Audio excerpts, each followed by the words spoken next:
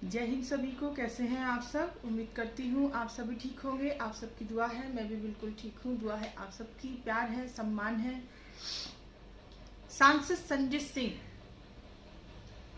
संजय सिंह जो है, जो बहुत ही सराहनीय कार्य करते आ रहे हैं, और अभी हाल ही में जो पिछले 4 से 5 महीने का जो समय है, हमने देखा किस तरह से जो है यूपी के जो मुद्दे हैं, जो लगातार हो रही घटनाएं हैं, जिस तरह से वहां पर ब्राह्मण परिवारों को लेकर हत्याएं हो रही हैं, ब्राह्मणों को, दलितों को जिस तरह से निशाना बनाया जा रहा है, उस पर वो लगातार बात कर रहे हैं। लगातार वो इस चीज के बारे में आवाज उठा रहे हैं, और ये अंजाम तो होना ही था जो हुआ है। आज सत्य की राह पर चलने वाले इस बीजेपी सरकार, योगी सरकार के खिलाफ बोलने वाले हर व्यक्ति पर जो है देशद्रोह का मुकदमा लगाया जा रहा है, उनको प्रताड़ित करने का काम किया जा रहा है, और वही किया गया है सांसद संजय सिंह के साथ। सांसद संजय सिंह जिन पर की देशद्रोह का मुकदमा लगा दिया गया है, वजह साफ तौर पर सभी समझ सकते हैं। जिस तरह से वो मुद्दों को उठा रहे हैं, जिस तरह से वो गलत नीतियों के खिलाफ आवाज उठा रहे हैं, जिस तरह से हत्याएं हो रही हैं लगातार, और जिस पर वो संजय सिंह जी जो हैं आवाज उठा रहे हैं निरंतर। आज आप हो, हम हो, कोई हो, अगर इस सरकार के खिलाफ बात करता है तो एनएसए लगा दिया जाता है। एनएसए तो ऐसा हो गया है जैसे किसी को भी कोई गिफ्ट के तौर पर किसी को दे देने वाली कोई चीज, कोई टॉफी, बिस्किट, इस तरह से एनएसए लगाया जा रहा है, यूएपीए लगाया जा रहा है लोगों के ऊपर। ये सरासर गलत है, तानाशाही है, और देश को आवाज उठानी चाहिए इस मुद्दे पर। ये कभी ना सोचें कि जो आज दूसरे के साथ हो रहा है तो ये हमारे साथ कभी नहीं हो सकता। देखिए सभी के साथ में हो रहा है। बिल्कुल मैं कहना चाहूंगी साफ तौर पर, क्योंकि हमने खुद देखी है चीजें। जिस तरह से संसद में जब है संजय सिंह ने कोरोना घोटाले के बारे में, जो यूपी सरकार का इतना बड़ा जो घोटाला है, उसको सामने लेकर आए और बताया उसके बारे में सच्चाई, किस तरह से 100 रुपए की चीज को 900 रुपए में और 1000 रुपए की चीज को 10,000 में खरीदा गया।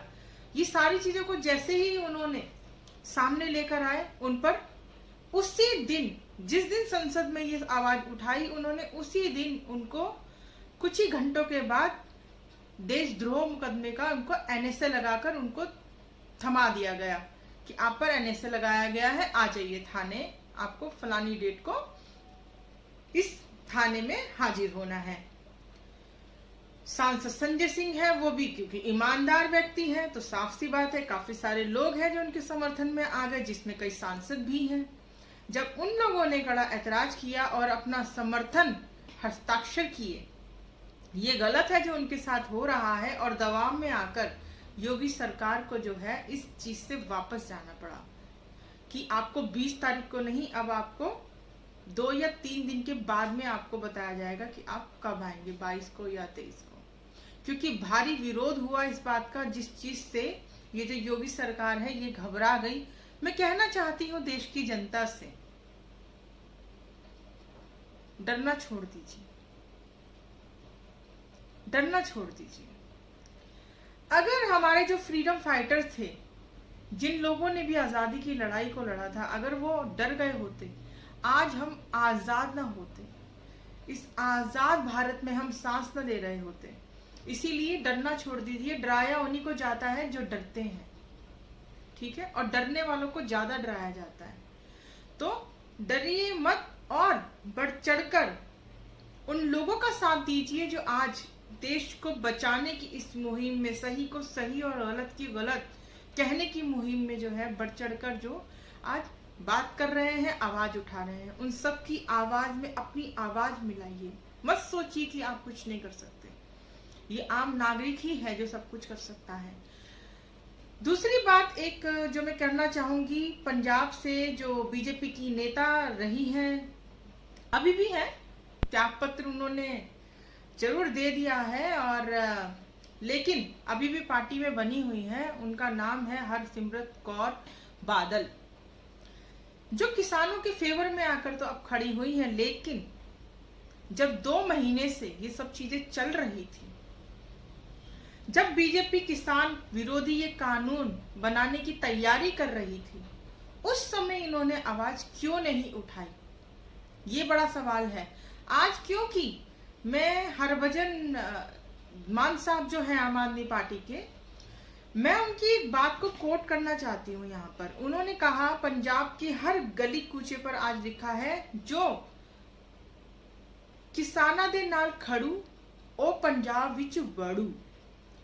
इसका मतलब है जो किसानों के साथ खड़ा है वही पंजाब में बना रहेगा।